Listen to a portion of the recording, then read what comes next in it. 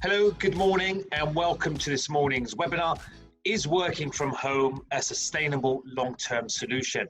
My name is James Kennedy from Parker Bridge, UK, and I'm delighted to welcome this morning our panel of experts from finance and transformation, Nick Reed, who I've worked with both in Australia and in the UK, from our HR community, Karen Tattersfield, who I've worked with at Get Living London, our executive coach, Lee Hawkins, who's currently partnering with Parker Bridge UK on assisting the transition of executives into their new roles.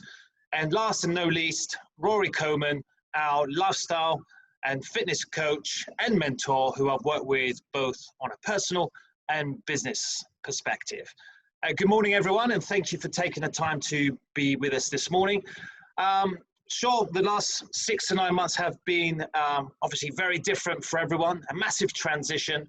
As we're awaiting news today in Wales on further news on potential lockdowns, on Saturday in London, we had a tier 2. So again, transitioning people to a new way of living. Lee, keen to get your thoughts as an executive coach. What are your clients saying about what they're missing the most over the last 6 to 9 months? I think it's been interesting over the course of the last 9 months. I think we started off with people loving the first 10 weeks when the sunshine was out, and it's going to be interesting to see as we go into the winter how that will be different. But I think they love that kind of weather and the no commute and going down to the garden for a beer, after a day's working. Then I think in the summer, what I noticed with clients is they hadn't really taken holidays. And they were missing that kind of a break away from work because they were working and living in the same place, as it were. I think they also started to miss a bit of feedback over the course of the summer as well, as communication of just kind of Zoom gloom and kind of elements like that really just took its toll. And then I think one of the things they'd been missing was obviously the connection, that face-to-face connection. And I think they were getting that back, and they've been getting that back in the last couple of months when they've been kind of venturing into town again. And I think what they also noticed that they were missing was a little bit of mindfulness on the train, listening to a podcast or reading a book, or just that little walk to the station. So I think some of those things that maybe they hadn't missed, they hadn't noticed they'd missed, all of a sudden as we kind of moved from each different period, I think kind of came to light a little bit. Yeah, okay. That's quite similar to LinkedIn did a survey to some of their subscribers recently, and actually 34% of people came back and said they're struggling to balance both personal and professional lives whilst remote. Because I think I personally resonate with the separation from work and home. Just as you said, the commute in, wearing a uniform as a separation from that. Nick and Karen, you both work in an office and kind of a home environment, more so than Rory. Is that something that resonates with you, Karen?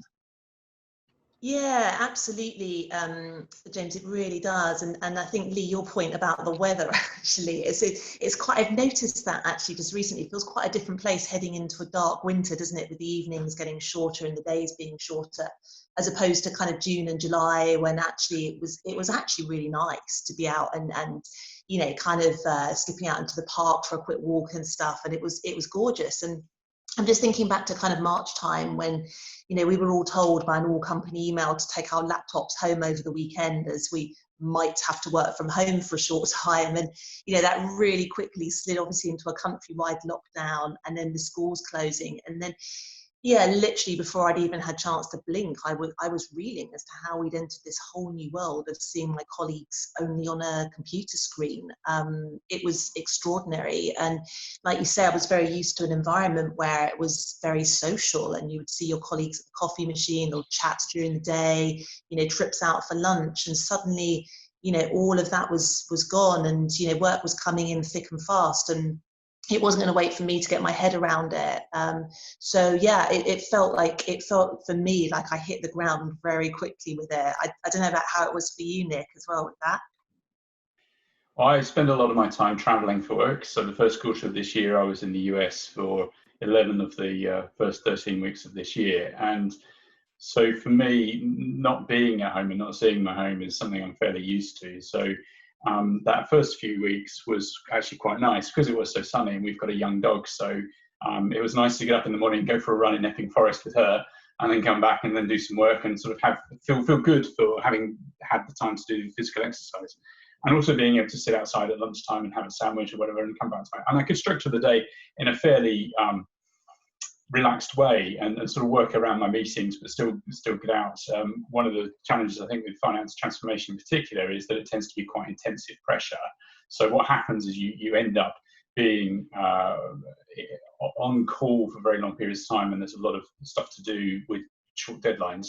And my client had its half-year financial reporting at the end of March. So from our perspective, suddenly there was a heck of a lot to do, and we were all remote. So that shift into working using Teams and not emailing massive files to each other and trying to instead use more effective ways of file sharing.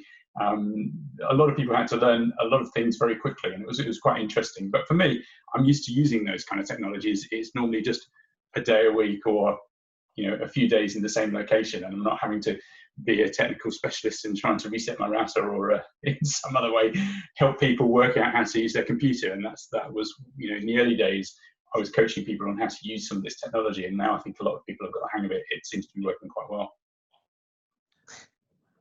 Rory, with some of your clients that you're working with, have they mentioned anything different to what you've heard so far?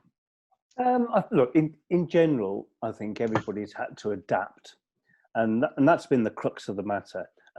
We do adapt to change, and because change happens all the time.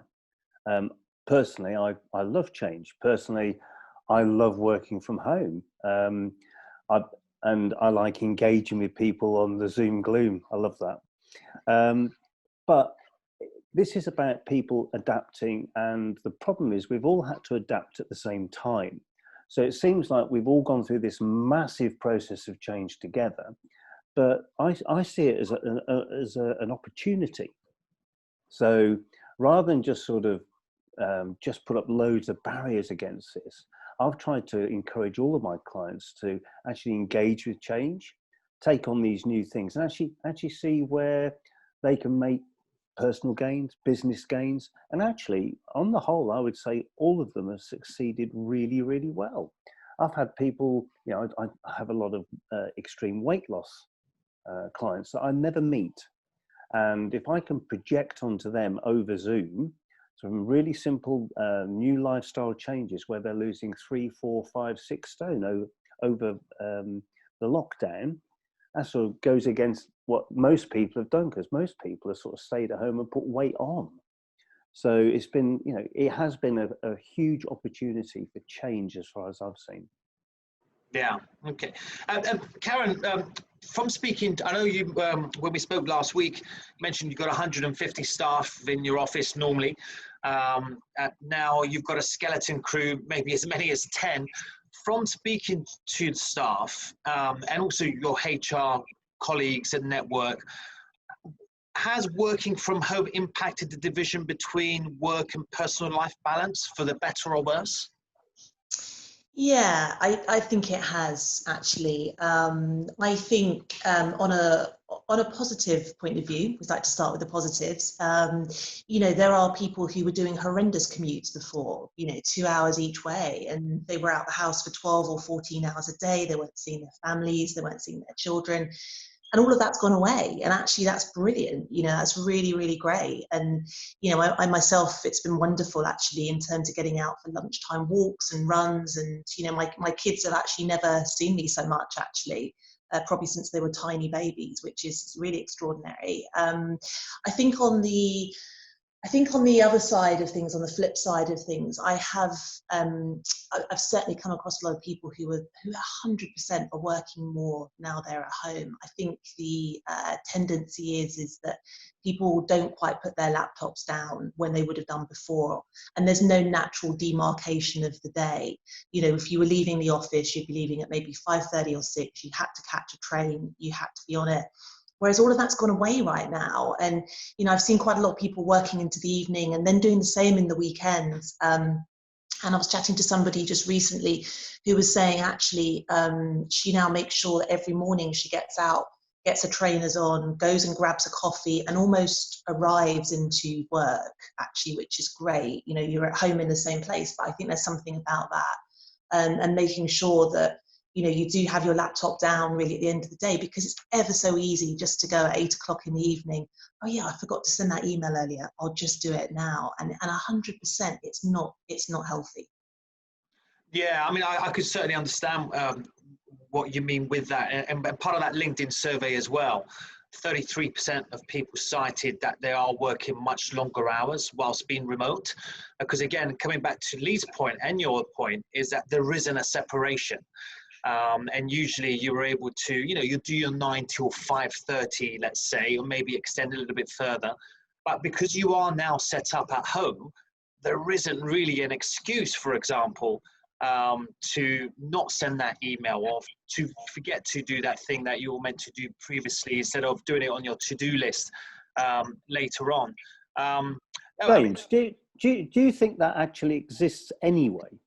Do you think that people nowadays in their jobs don't send emails at 8 o'clock at night?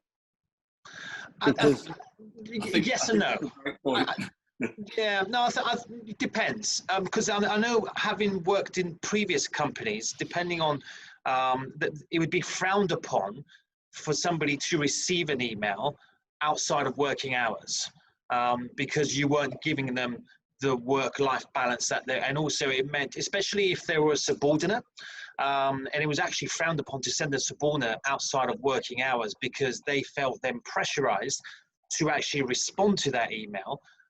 So it was trying to get a balance of, is it work related or not, etc. So I think in terms of the current restrictions and work lifestyle, especially when you then start to look at mental wealth, and the impact that has on, you know, getting a plethora of emails coming through to your inbox, I think there is now a bit more of a sensitivity on how much email traffic or text, WhatsApp, or whatever medium it may be, that comes through. That's certainly what I've seen, and from what I'm hearing. I mean, it'll be interesting to get your view on this. Yeah, I think it's a bell curve, isn't it, really? I think that probably, you know, 10% of people definitely don't, you know, or maybe 20, you know, and then, you know, absolutely loads of people do, you know, and, you know, it's kind of, I know there's companies like eBay that kind of really frown upon it, and you know, kind of push that. You know, Cisco, again, you know, the kind of Indian culture there, where they make people, they obviously make people work really hard while they're working, but, you know, they do protect family time and exercise time and things like that. But I think it's getting a blend, isn't it? You know, I think there's a lot more trust now.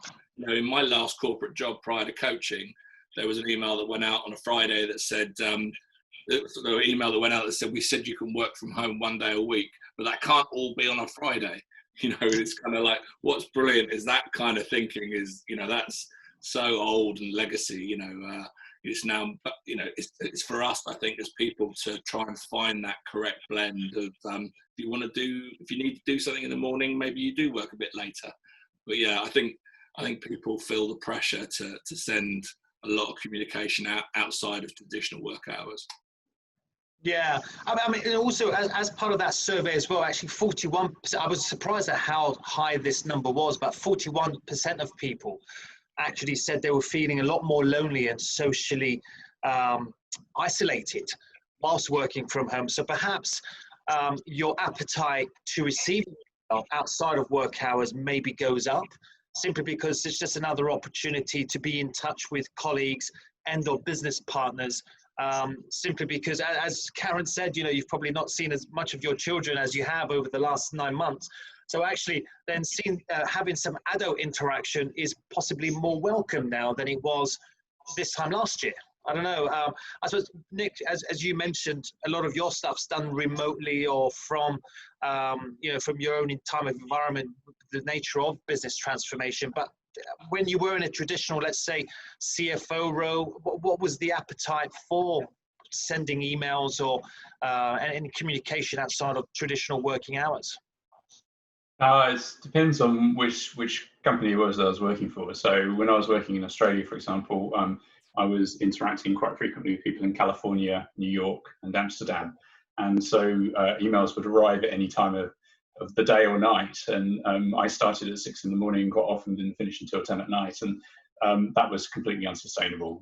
So that had to change. Whereas when I was with Get Living London, it was a lot more constrained to business hours, and it was only if it was something that was extremely urgent or it was a particular point in the reporting calendar, so month end, year end, audit, those kind of things, that it would actually extend out beyond those traditional working hours.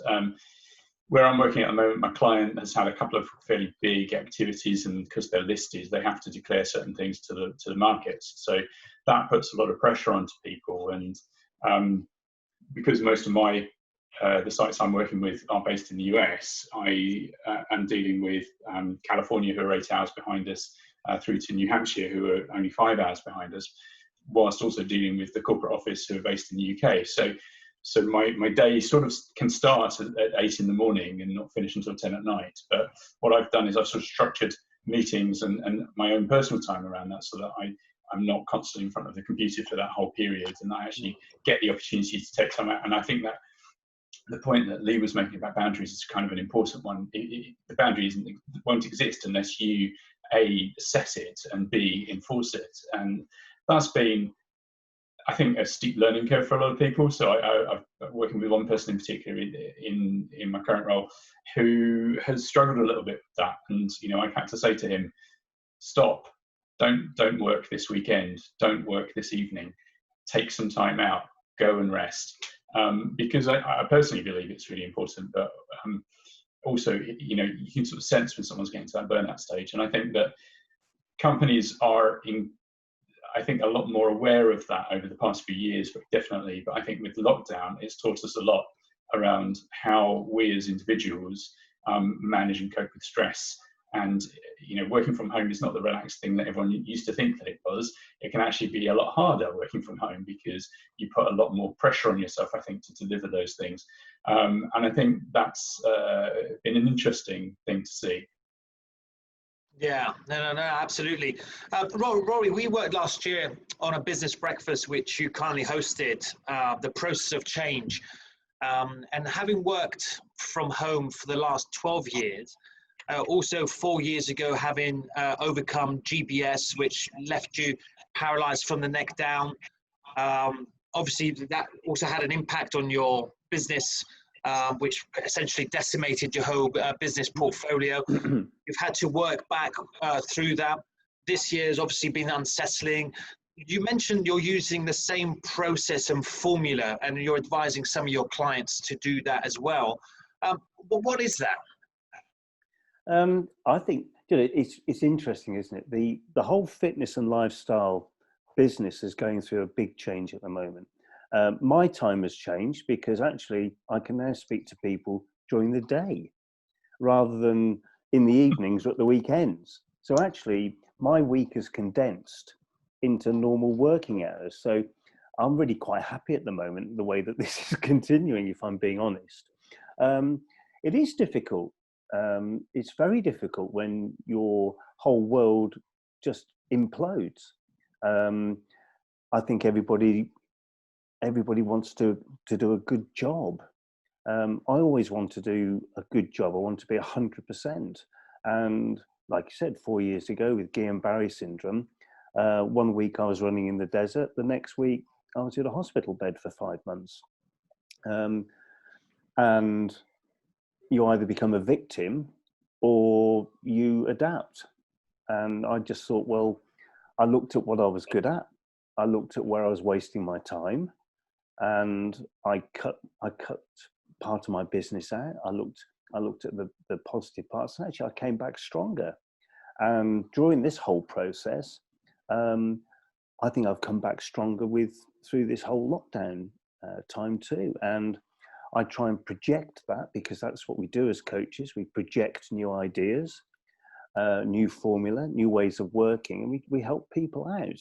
Lee will know as a business coach, it's amazing how much time people waste. We do waste a lot of time. And if you can condense that time and be more effective, funnily enough, your profitability goes up. It's a really, really simple formula. So I've been trying to work with people on that basis, and the difference for them has been amazing. And as a coach, as a person, there's nothing better than seeing all of these people do well, because essentially they do well and it's then reflected back on yourself. It's brilliant. Yeah. And Karen, do you find that you're having to do that more as a mentor with the staff at work? You know, some who potentially aren't as not necessarily qualified, but as mature in their life cycle of work, let's say, who may be grads and have not experienced anything like this, and in terms of welfare and mental health coaching as part of this process over the last 9 months? Yeah, we've definitely had to shift, I think, our human resources model. And yeah, you're right, James. Yeah, we have been spending more time just chatting to people. And I honestly feel like at the moment, a cup of tea or coffee and 15 minutes spent with somebody on a quick call will go much further than an HR policy right now. It really does. And I think, Rory, to your point as well, you know, resilience and not wasting your time on things aren't important with your story is incredibly, you know, of the moment right now. You know, we're not going backwards right now. We're moving forward, and we've got to, whatever it means for us, we've got to cope with this. And I kind of firmly believe that, you know, with people's mental health, if you stay in a good space with this, everything else will come good with that. And, you know, we work in advertising, so we've got an incredibly demanding environment, and they're always pitching and working long hours. And, you know, sometimes it's just trying to kind of keep an open door with people to remind them and just say, look, guys, you do need to take this time out. And sometimes it's been hard for people even to take, you know, basic holiday allocations with that as well. So yeah, so I think, you know, we've definitely kind of had to change our model of working a little bit, certainly, and certainly our way of dealing with human resources. And we spend a lot more time just partnering and chatting to people right now. But, you know, we're lucky in terms of we can do that with 150 people. If you've got 10,000 people in your company, then, you know, it's different strategies that you need for that, for sure. Yeah, no, absolutely.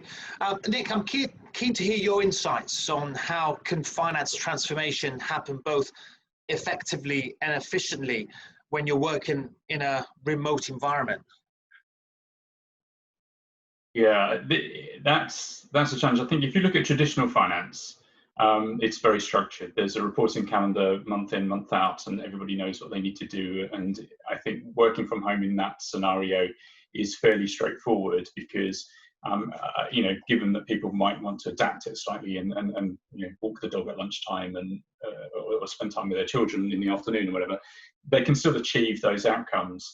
When it comes to transformation, the whole point of transformation and change is that you have to break those old habits and that you have to find new ways of achieving the new goals. And you can't just rely on what has happened before. And it's difficult to get people to break those habits remotely.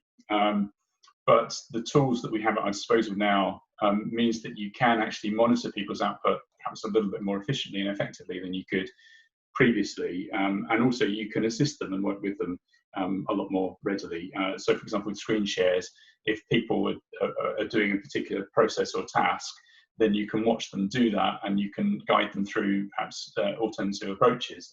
I think the challenge for me comes in two different areas. The first is I spend a lot of my time, you know, observing people and watching what they do to try and learn, you know, is there a breakdown in the process, or is there a piece of data that could be captured, or is there some other improvement that could be made? And therefore, from that physical presence, you gain a lot of information. The other is the sort of serendipity when you are just happening to have a coffee and you're in the kitchen at the wherever it is you're happening to work, and you just have a casual conversation with people about things, and then that is when those moments when people might say something and you pick up on it and you can dig a bit further and investigate, and you find there's something that nobody had you mentioned to you before. And that, I think, is very difficult in the remote working environment to have those serendipitous moments and to therefore discover things. And so one thing that I think perhaps needs a bit more thought, differently on my perspective, is to structure those calls in, like Karen was saying, having a 15-minute Zoom call with somebody and having coffee and a chat, although it's structured and it's formalized, might actually be where I need to take it next. And I haven't done that yet, I confess, but it's definitely something that I'm thinking of doing. The challenge for me, of course, is the fact that my Californian colleagues are having breakfast when I'm having dinner, and so just sitting and having a coffee and chatting over Zoom, the timings are going to be a bit odd, but no, it's definitely, I think it's feasible. I think it's just a challenge of how do you make it work using the technology. Yeah, no, definitely. And I mean, anybody else got anything to add to that in terms that will coincide within your area of expertise? I think that the great opportunity Nick's got, he's got access to seeing people working and looking at data, and how amazing would it be if the default meeting length was 20 minutes rather than an hour when you're using a lot of tools? Because I think we waste so much time just padding things out to an hour. I worked in advertising before, and those meetings, they start. When I used to work with IKEA as a client, they've got these like little wooden rooms in their receptions, and you're only allowed in there for 10 minutes, and there's no seats, so you can't sit down, to keep everyone kind of moving. And then they've got, other spaces that are restricted by time. So I think there's an opportunity with the technology to really maybe set new defaults, kind of in this world now. I think that could be great. And look, I think there will be defaults because people aren't going to go to the doctors in the same way that they went before. You're not going to talk to your local bank manager, and NatWest's going to have thousands of branches all around the UK because actually all their guys are sat at home on Zoom calls. So, I work with an insurance company in Wales, and they've had an amazing last few months. People are there working at home. They've given everybody a cash bonus. It's fantastic. So things will change. The big office block maybe is a saving, and then part of those costs can be passed on to the people that work there. And it's like anything, the strong survive. It's going to be interesting, certainly in HR, what's going to happen to those people who were struggling in the office?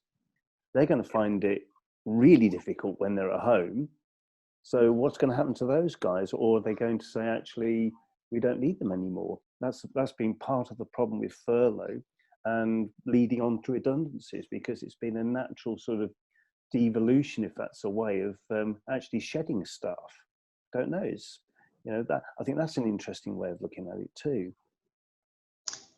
I think also, Rory, as well, to your point there, that there was an awful lot of presenteeism that was going on in offices prior to this point now. And I mean, let's face it, back in the early 2000s and into the 90s, you were like some sort of superhero if you'd spent 14 hours a day in the office. That was kind of just what people did. It's such a dated way of working. So any sort of suggestion of a blended working week would make people feel like, they were asking for special favors, or they just weren't coping. And nobody ever wants to feel like you're the one that's not coping. And I just, think that big office spaces as we know it will be really interesting to see what happens, because I feel at the moment companies have obviously invested millions of pounds worth into their office spaces and are probably quite reluctant to want to let some of that model go. But I'd be quite interested to see if larger companies start to scale back, perhaps into smaller sort of WeWork style spaces actually. And I honestly think, having had my own very natural boundaries of when I can work and when I can't, I've got two boys aged 14 and 10. I can't work till 8 or 9 o'clock in the evening with them because they just won't let me do that. It's not fair on them. And I was trying to homeschool and making a real mess of that as well. But it's amazing actually with all those limitations what you can actually condense. I could honestly say I could do more in about 3 or 4 hours a day than I could have previously done in 10. So it's been a big wake up for me as well. No, absolutely. And actually, just to come back on something that Nick said, which speaking to candidates and clients quite extensively over the last 6 to 9 months, that serendipity of having that chat in over a coffee in the kitchen for 5 minutes, a little 2-3 minute conversation at the water cooler, that 2-3 minute conversation in the lift back from lunch, or walking to lunch. And actually, this coincides with LinkedIn's findings of 35% of people feeling that the growth and career progression and trajectory has actually stagnated and slowed down during the last 6 to 9 months, because they're not getting noticed for those small little things that you would normally do. Or maybe you said something in a meeting, or you did something, on a kickoff meeting, or you just that random piece of work. Any of you guys seen that within both your clients and or staff at all? I think all of those people, they might be at the water cooler together, but they're probably on Facebook, Twitter, WhatsApp group, and they're still getting that banter going backwards and forwards. Just because you're not actually seeing somebody straight in front of your face, you get lots of comments, lots of stories going backwards and forwards. So maybe you are getting that feedback that you're after. Yes, it's not perfect, but then again, everyone's time pressured, aren't they? Everything's time pressured now, and everybody's trying to do a really good job. I think during these times, I would say that people are fighting for their existence, and also they've found out just how many mortgage payments they are away from being out on the street. People have suddenly found out their sort of financial mortality too. So it's been a precarious position for a lot of people. We've just sailed along for a long time. I sailed along for a long time before I was ill, and suddenly I had that mortality feeling of, oh my God, I'm not indestructible. And I think that's the same for many people over the last few months. So actually, it's a good wake-up call, and it's an opportunity to take stock, think about what you're doing, think if you enjoy your job. If you don't, look for another, make connections, and actually you have to then you have to spread yourself out into the network and use things like LinkedIn and update your profile and talk to people, because nothing happens unless you make it happen. I certainly found that out. The best instigator of change is literally yourself. Yeah, no, 100%. So as we look to wrap things up, if you had to give yourself one piece of advice on March 1st from what you know now, Lee, what would that be? I think a little bit like Rory said there, embrace change. 99% of my coaching last year was face-to-face, but I've coached people in New Zealand and Los Angeles and Amsterdam and all over the place. And my balance is better for that. And I start my day when I want to. I go for a walk every morning. So embrace that change, I would say. Okay. Nick? It's very similar. I don't anticipate things are going to go back to normal.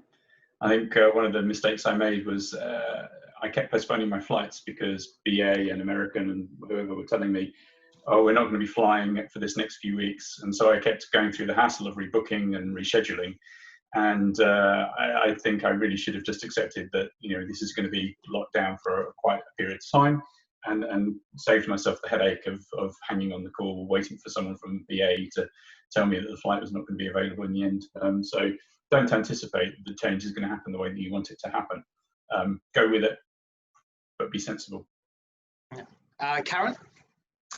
I think my advice for myself, and hopefully maybe a few other people, would be that, no matter how hard things are, and Rory's story is a great example of that, but, there's always a solution out there. No matter how far you sink down, there's always help when you reach out for it. And I was warmed up by a story that I saw today about a divorced father of two who tweeted, "I'm not okay."